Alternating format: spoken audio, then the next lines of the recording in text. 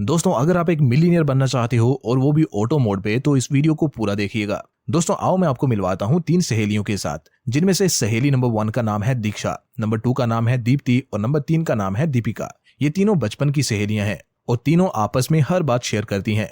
बात है तब की जब इन तीनों की उम्र थी 15 साल। दीक्षा के पिता एक स्टॉक ब्रोकर थे, जिस कारण उनके कई सारे इन्वेस्टर फ्रेंड भी थे और वो कई बार दीक्षा के पिता से मिलने उनके घर आते रहते थे। उन इन्वेस्टर्स और दीक्षा के पिता के बीच अक्सर शेयर मार्केट और इन्वेस्टमेंट की बातचीत चलती थी, जिसे दीक्षा सुना करती थी। धीरे धीरे दीक्षा का भी इंटरेस्ट स्टॉक मार्केट में जागने लगा और उसने अपने पिता से इस बारे में डिस्कस किया। उसके पिता उसके इंटरेस्ट के बारे में जान के बेहद खुश हुए और उन्हें जितना भी नॉलेज था स्टॉक मार्केट का, उन्होंने दीक्षा को ट्रांसफर कर दिया। दीक्षा अब रेडी थी अपना इन्वेस्टमेंट करियर स्टार्ट करने के लिए, लेकिन उसने जरूरी समझा कि उसे ये नॉलेज अपनी सहेलियों यानी दीप्ति और दीपिका के साथ भी शेयर करना चाहिए, ताकि वो भी इन्वेस्टमेंट के महत्व को समझें और वेल्थ क्रिएशन के रास्ते पे चलें। इस थिंकिंग के साथ उसने अपनी दोनों सहेलियों को अपने घर बुलाया और उनसे बात करनी चालू करी। उसने कहा कि देखो, मेरे पास पैसे की तंगी से आजाद होने का एक रास्ता है, मैं तुम दोनों को भी उसके बारे में बताना चाहती हूँ, तो प्लीज मेरी बात को ध्यान से सुनना। उसने बस अभी इतना ही कहा था कि वो दोनों यानी दीप्ति और दीपिका बोल पड़ी। पैसों की तंगी? किसको है पैसों की तंगी? हमें तो नहीं है। अच्छी पॉकेट मनी मिल रही है, स्कूल की फीस का हमारे पेरेंट्स देखते हैं। तू किस बारे में बात कर रही है? हमें तो कुछ समझ नहीं आ रहा। तो ज्यादा ओवर स्मार्ट मत बन, जाके हमारे लिए चाय बना के ला। ये कह के उन्होंने दीक्षा की बात को बीच में ही काट दिया और उसकी इन्वेस्टमेंट वाली बात में कोई इंटरेस्ट नहीं दिखाया। इनफैक्ट उन्होंने दीक्षा को भी डिमोरलाइज किया, ये कह के कि देख, इन सब चक्रों में मत पड़, ये सब बड़े लोगों का काम है, हम अभी बच्चे हैं, हमें ये सब सोचने की जरूरत नहीं है। जब 30-40 साल के हो जाएंगे तब सोचेंगे इन्वेस्टमेंट के बारे में, सो जस्ट चिल। लेकिन दीक्षा नहीं मानी। उसने उन दोनों की बातों को नजरअंदाज किया और इन्वेस्टमेंट के लिए अच्छी अपॉर्चुनिटीज ढूंढने लगी। उसके पिता के दिए ज्ञान और अपनी रिसर्च के अनुसार उसे इंडेक्स फंड में निवेश करना समझदारी का काम लगा। उसने अपनी पॉकेट मनी में से कुछ पैसे बचाना चालू कर दिया। अब क्योंकि उसकी पॉकेट मनी ऑलरेडी कम थी, इसलिए उसे शुरू में थोड़ी दिक्कतें आई, लेकिन उसने इवेंचुअली सॉर्ट आउट कर लिया कि वो कहाँ फालतू के खर्चे कर रही है, जिन्हें अगर वो करना बंद कर दे तो उसकी लाइफ पे भी कोई बुरा प्रभाव नहीं पड़ेगा। इनफैक्ट कुछ अच्छा ही हो रहा था ये सब कट करने से। उसने देखा कि वो अपनी स्कूल कैंटीन में बहुत ज्यादा पैसे खर्च कर रही है, वो भी बेवजह। जैसे कि लंच के अलावा वो डेली स्नैक्स और फास्ट फूड खाती थी, जिसका उसकी हेल्थ पे भी बुरा इफेक्ट था और उसकी जेब पर तो था ही। इसलिए उसने डिसाइड किया कि वो ये सब खाना बंद कर देगी और जो पैसे बचेंगे उन्हें इन्वेस्ट किया करेगी। डेली की 80 से 100 रुपए वो ऐसा करके बचाने लगी।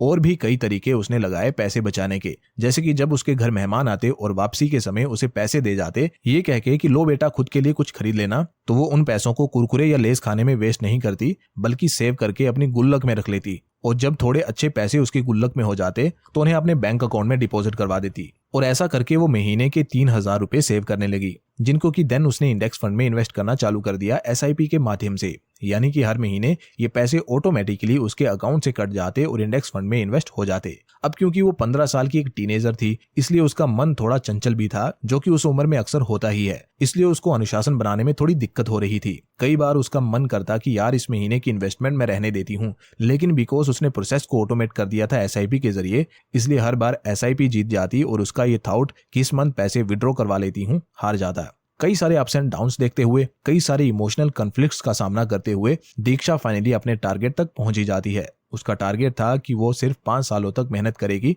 अनुशासन के साथ इन्वेस्ट करेगी और जब सब लोग दौड़ लगा रहे होंगे पैसों के पीछे, तब मैं पैसे की चिंता छोड़ दूंगी और पैसे को खुद व खुद ग्रो होने के लिए छोड़ दूंगी। और उसने वैसा ही किया। 5 साल तक एक्टिवली निवेश किया SIP के माध्यम से और जब वो 20 की हो गई तब उसने फर्दर इन्वेस्ट करना छोड़ दिया। अब तक दीक्षा की जॉब लग चुकी थी और दीप्ति और दीपिका की भी, लेकिन तीनों की क्वालिटी ऑफ लाइफ में बड़ा फर्क था। दीप्ति और दीपिका जब भी बात करती तो इसी बारे में बात करती कि यार इस महीने तो बोनस भी मिला था, लेकिन फिर भी बैंक अकाउंट में तो बैलेंस बस 500 ही रिफ्लेक्ट कर रहा है।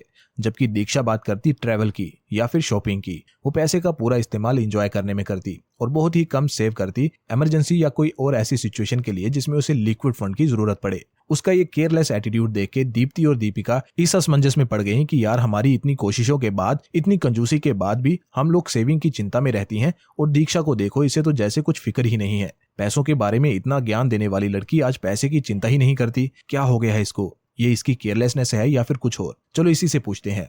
वो दोनों जाती हैं और दीक्षा से बात करती हैं। वो कहती हैं कि यार हम तीनों की सैलरी सेम है, खर्चे भी सेम है, इनफैक्ट तू हम दोनों से ज्यादा खर्च करती है, तो तुझे पैसों की तंगी नहीं सताती? पैसों की तंगी? किसको है पैसों की तंगी? दीपिका उसी लहजे में कहती है जिसमें तब इन दोनों ने कहा था जब दीपिका इन्हें इन्वेस्टमेंट समझाने की कोशिश कर रही थी। हाँ ठीक है, नहीं है तुझे पैसों की दिक्कत, लेकिन हमें भी तो बता कि कैसे। दीपिका और दीक्षा कहती हैं। तब दीक्षा कहती है कि मैंने आज से 5 साल पहले तुम दोनों से कहा था कि चलो इन्वेस्ट करते हैं, लेकिन तुम दोनों तो मानी नहीं थी, पर मैं इन्वेस्ट करती थी। मैंने 5 सालों तक हर महीने 3,000 रुपए इन्वेस्ट करे थे और अब मैं फ्यूचर के लिए सिक्योर हूँ। मुझे सेव करने की चिंता नहीं है। मेरे पैसे ही अब और पैसे बनाते रहते हैं मेरे बिना कुछ किए। इसलिए अब मैं जो कमाती हूँ उसे मजे से खर्च करती हूँ बिना फ्यूचर की चिंता किए। ये सब बता के दीक्षा चली जाती है। दीप्ति और दीपिका फिर आपस में डिस्कस करने लग जाते हैं। दीप्ति कहती है कि यार दीक्षा तो बहुत होशियार निकली, ये ठीक कहती थी यार, तब हम ही पागल थी जो इसकी बात नहीं मानी। चलो कोई बात नहीं, देर आए दुरुस्त आए, हम अब स्टार्ट कर देते हैं।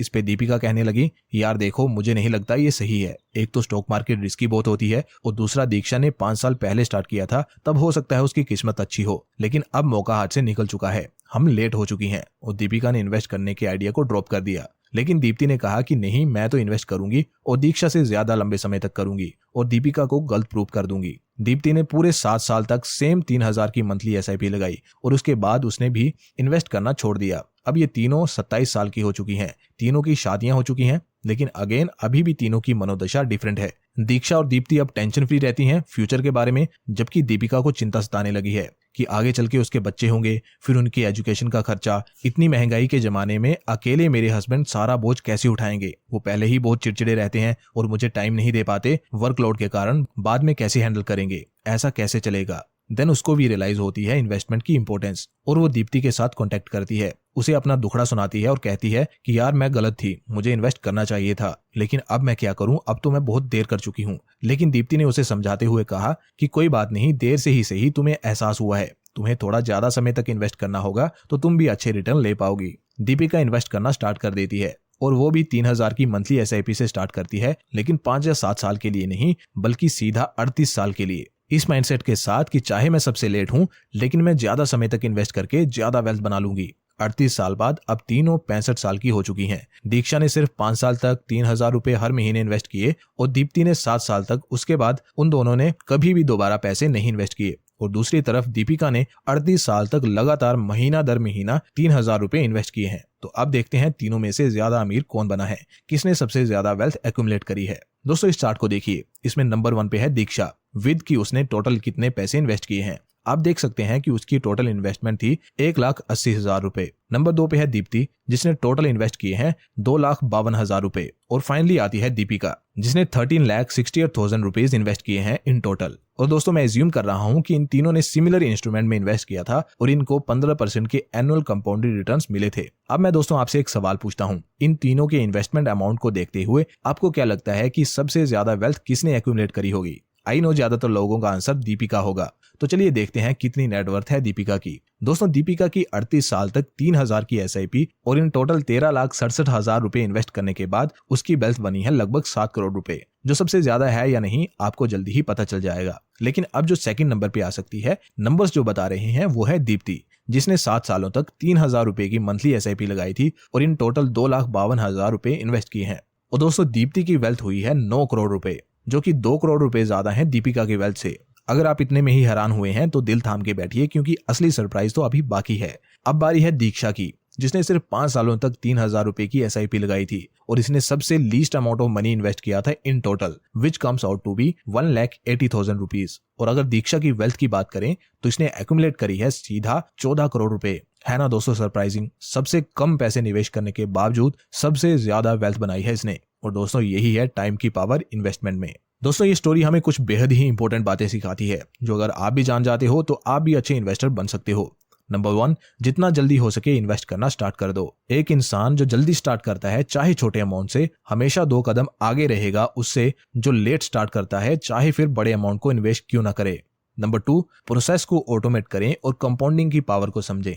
जैसे दीक्षा ने कंपाउंडिंग की वर्किंग को समझ लिया था, इसलिए उसे पता था कि उसे सिर्फ 5 सालों तक ही इन्वेस्ट करने की जरूरत है, उसके बाद कंपाउंडिंग खुद व खुद सब संभाल लेगी। और दोस्तों दूसरा, 5 साल भी एक ठीक ठाक बड़ा टाइम पीरियड है। मैक्सिमम लोग इतने टाइम पीरियड के लिए भी अनुशासन नहीं बना पाते, इसलिए SIP के जरिए प्रोसेस को ऑटोमेट कर दो ताकि आपको अनुशासन रखना ही न पड़े। बिकॉज मशीन्स को नहीं पता कि आप कैसा फील कर रहे हो, उसको बस जो कमांड दी जाएगी उसे फॉलो करेगी। जबकि इंसानों के वक्त वक्त पे मूड स्विंग्स होते रहते हैं, इसलिए टेक्नोलॉजी का सहारा लीजिए और SIP जैसे अच्छे टूल्स का बेनिफिट उठाइए। Last but not the least, learn करिए। जिस भी फील्ड में आप सक्सेस चाहते हो उसके बारे में लर्न किए बिना यानी सीखे बिना आप कभी भी सक्सेस नहीं हो सकते। जैसे दीक्षा को उसके पापा ने इन्वेस्टमेंट के बारे में सिखाया और उसने खुद भी बुक्स वगैरह पढ़ के सीखा, इसलिए वो सही डिसीजन ले पाई और कामयाब हुई। वैसे ही दोस्तों, आप भी हमेशा लर्न करते रहिए। नॉलेज भी कंपाउंड होता है और ये लर्न करने से ही होता है। तो अगर आप इंटरेस्टेड हो सीखने में तो आप हमारा चैनल भी सब्सक्राइब कर सकते हो। हम यहाँ हर हफ्ते स्टॉक मार्केट और पर्सनल फाइनेंस के बारे में सिखाते हैं इजी लैंग्वेज में। तो दोस्तों, अगर आपको वीडियो अच्छी लगी है तो आप वीडियो को लाइक कर सकते हैं और उनके साथ शेयर कर सकते हैं जिन्हें इसकी जरूरत है।